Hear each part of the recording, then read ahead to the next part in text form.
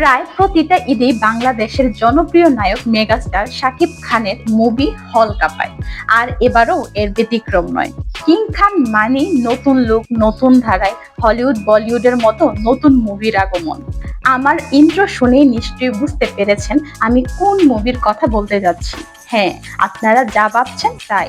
রায়হান রাফি পরিচালিত শাকিব খানের নতুন মুভি তাণ্ডব নিয়ে বলবো আজকে। এই সিনেমায় কত টাকা ব্যয় হয়েছে আর কতই বা আয় করতে পেরেছে এই 3 দিনে, এবং কে কে অভিনয় করেছেন এই সিনেমায়, আর দর্শকরাই বা কিভাবে নিচ্ছে এই সিনেমাটি। তার দুই জীবন সঙ্গিনী অপু বিশ্বাস এবং বুবলি দুজনেই বা কি মন্তব্য করেছেন তার এই নতুন মুভিটি নিয়ে, চলুন জেনে আসি। গত বছর ডালিউডের সবচেয়ে আলোচিত সিনেমা ছিল মেগাস্টার শাকিব খানের ছবি তুফান। অপার বাংলার জনপ্রিয় মুখ মিমি চক্রবর্তীর সাথে জুটি বাঁধে প্রথমবারের মতো শাকিব খান। এই ছবিটি ছিল রায়হান রাফি পরিচালিত। এবার দীর্ঘ 2 বছর পর তিনি ফিরছেন তাণ্ডব নিয়ে। এটি বাংলা সিনেমার ইতিহাসে সবচেয়ে ব্যয়বহুল ছবি। এটি তুফান ও বরবাদ মুভিকেও ছাড়িয়ে যাবে বলে মতামত প্রকাশ করেছেন সংশ্লিষ্টরা।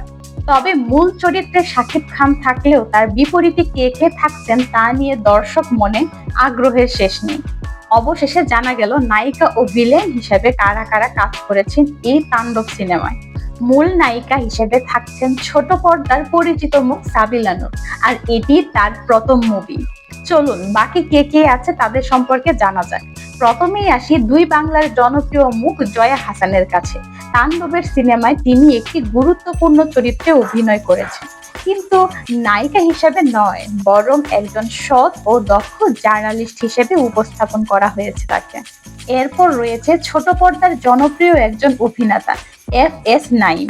এখানে তিনি একজন পাওয়ারফুল আর্মি এজেন্ট হিসেবে কাজ করেছেন, যেখানে নায়কের সাথে এই আর্মি এজেন্টের চোর পুলিশের মতো তুমুল লড়াই চলবে। আর শরীফুল রাজকে দেখা যাবে খলনায়কের চরিত্রে, যেখানে হলিউড বলিউডের মতো লড়াই ও অ্যাকশন সিন দেখা যাবে দুজনের। শাকিবের সিনেমার নাম প্রকাশ হওয়ার পরপরই ভক্তদের মনে সবার আগে প্রশ্ন জাগে, ভিলেন কে হবে। মানে নায়িকার থেকেও ভিলেনের প্রতি আগ্রহ থাকে বেশি লেডিজেন্ডদের মনে।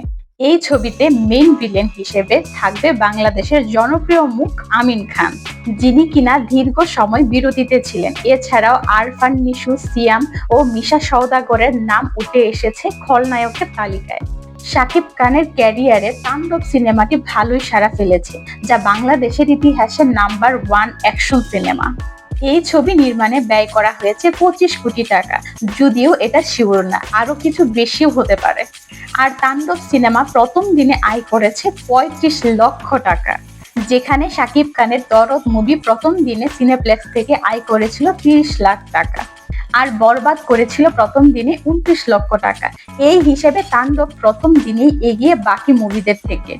দ্বিতীয় দিন এই সিনেমাটি টোটাল শো ছিল 81টি, আর তার মধ্যে স্টার সিনেপ্লেক্সে 45টি শো ছিল সম্পূর্ণ হাউসফুল। আর দ্বিতীয় দিনে এত বাম্পার রেসপন্সের কারণে তাণ্ডব দ্বিতীয় দিনে আয় করে নিয়েছে 74 লক্ষ টাকা। সো টোটাল 2 দিন মিলিয়ে তাণ্ডব আয় করে নিয়েছে 1,09,00,000 টাকা। আর এটা শাকিব খানের জন্য খুবই সৌভাগ্যজনক একটা মুভি। এই মুভি নিয়ে অপু বিশ্বাস এবং বুবলি দুজনে পজিটিভ মন্তব্য করেছেন। আর এই রকম আরো তথ্য পেতে আমার চ্যানেলটি অবশ্যই সাবস্ক্রাইব করে রাখবেন। আল্লাহ হাফেজ।